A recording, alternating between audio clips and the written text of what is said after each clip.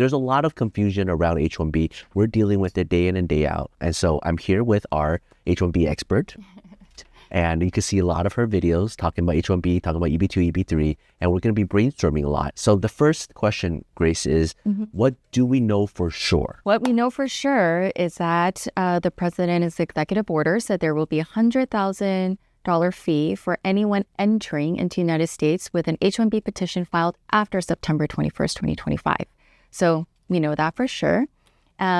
We know that it's not going to apply to anyone during this year's H-1B cycle. So if you're outside of the U.S. and you haven't applied for your H-1B visa yet because you're scared of this $100,000 fee, well, know that it does not apply to you because it's only for petitions filed after September 21st, 2025. If you're a current H-1B visa holder, it also does not apply to you. Even if you don't have a visa, your visa expired, you're in the process of extending your status, that's all fine. Yeah, so that's the good news, right? And that was a lot of the confusion regarding if you already had a H-1B but you left the U.S. and you're trying to come back in, does that $100,000 apply to you? So I think most people are clear on those restrictions. Right. Now let's talk about what we don't know.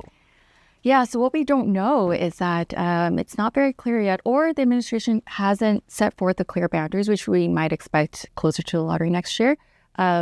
Does it apply to people already in the U.S., right? So like, for example, if you're an F1 student and you get selected in the lottery and you're changing your status from F1 to H-1B, you're technically not a person outside of the U.S. seeking entry. So would that $100,000 fee apply to you? Now that's so important because a lot of the lawsuit is surrounding, Mr. President, you don't have the authority to impose a $100,000 fee on H-1B applicants, because that's Congress's job. So all fee increases, it has to go through Congress. Diplomatic affairs are all within the executive branch. And if you watch the reasoning and the proclamation itself and read through it in depth, which I have many, many times, everything that they have said regarding why they created this H-1B policy of this $100,000 fee is to prevent foreigners from coming into the U.S. to do low-wage jobs. He's trying to prevent a lot of IT firms from overseas who got really cheap college and master's education and then meet the requirement of the H-1B and then coming in to do a low-level job, right? So there is that confusion, whether or not H-1B new petitions but are done inside the U.S. will still have to pay that $100,000 fee. And if not, then does that mean if they apply and they get it, they just cannot leave the U.S.? Because if they leave the U.S., they come back, they might have to pay the $100,000, right? That becomes a complication.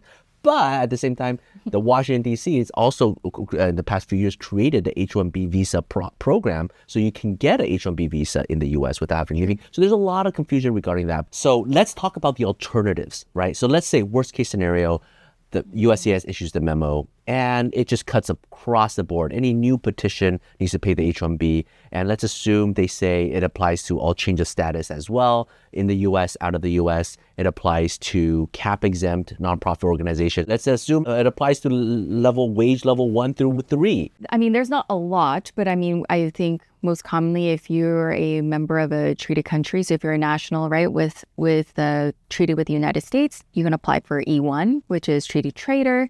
If you create a company and you're exporting, importing goods, right?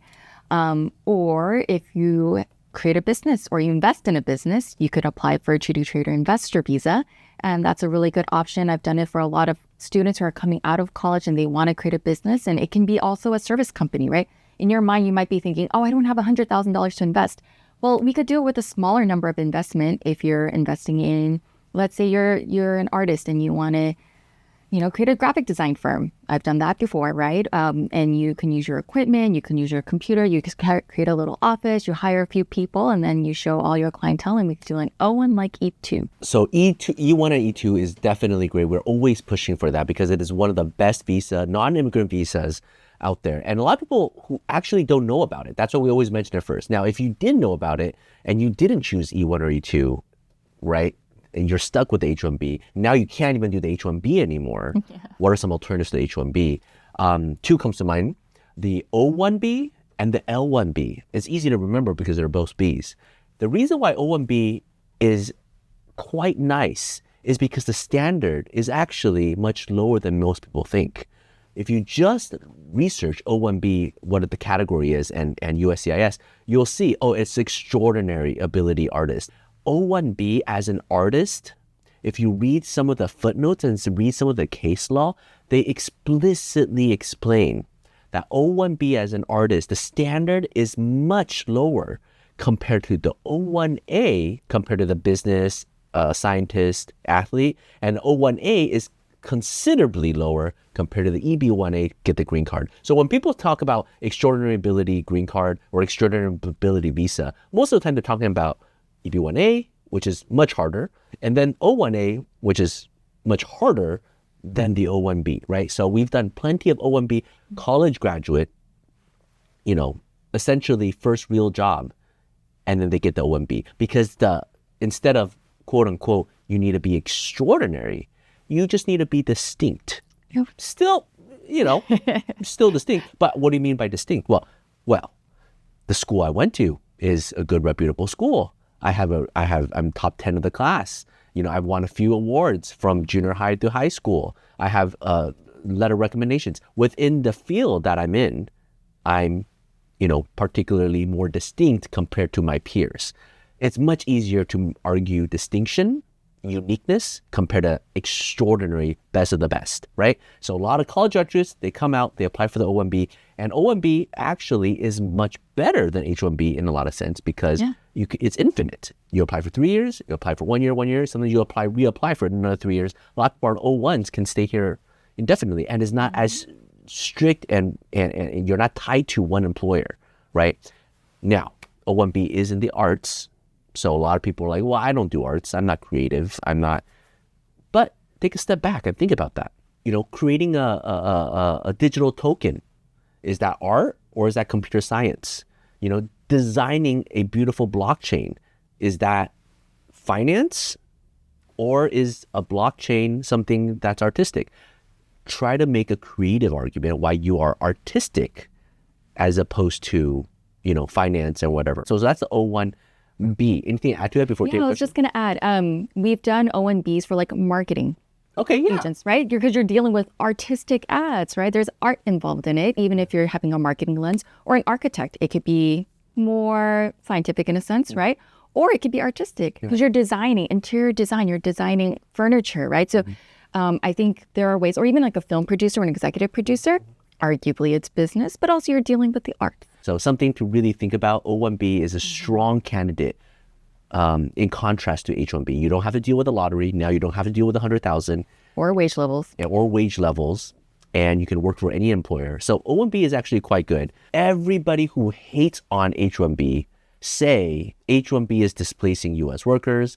H-1B is lowering U.S. workers' wages. And so H-1B is abused and we need to cancel it. That's the rhetoric about people being against H-1B. The idea behind L-1B is saying these foreign nationals have such a specialized knowledge, that's literally in their name, specialized knowledge, that when they come to the U.S., they are needed.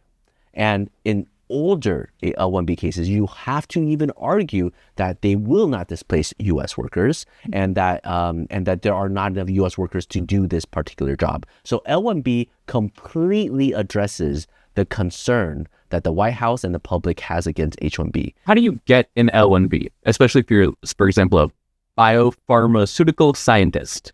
If you are this particular scientist, overseas, see what other subsidiary of the U.S. company, right? So you have the lab that you want to work at.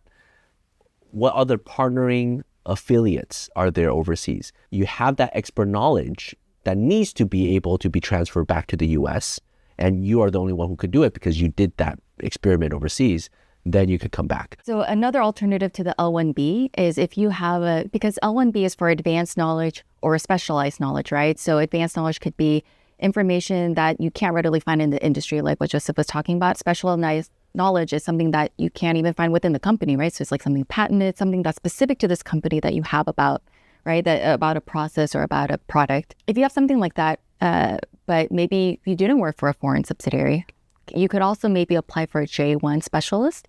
That's for people who are outside of the U.S. who come specifically to a company to do a short term, up to a year, work that is based on your specialty. So it could either be 10 years of experience, or if you have a bachelor plus 5 years of experience, or if you have a master's degree in a relevant field, then just 1 year of experience, and you can apply for the J1 specialist visa.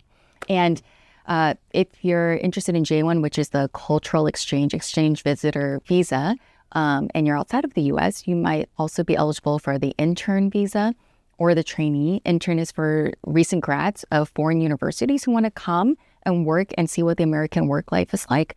Or you could be a trainee, so you've worked outside of the U.S. for 5 years, and you're like, I want to see what it's like in the U.S. And when we went to law school, we had a lot of LLMs, right? We had judges, people who were like renowned attorneys in their home country. They came to do a master's degree in the U.S., and now they're, working in a law firm to gain cultural experience to see what firm life is like in the U.S. And then also another overlap for H-1B I could see is for the J1 research scholar. So if you're working for a university or for a government institute, or maybe even for the corporate setting, if you can prove that what you're going to be doing is specialized and you're going to be researching for most of it, right? Because I've seen even in financial settings that you're doing research, then you can apply for the research scholar, which is up to 5 years. So it's a little bit longer. And these tend to be more for higher education. So like PhD students. Yeah, max out J1. And if, again, the memo comes out and it says, if you do a change of status in the U.S., you don't have to pay the $100,000. If that becomes the case, then what everybody should do is apply for the F1, apply for the J1,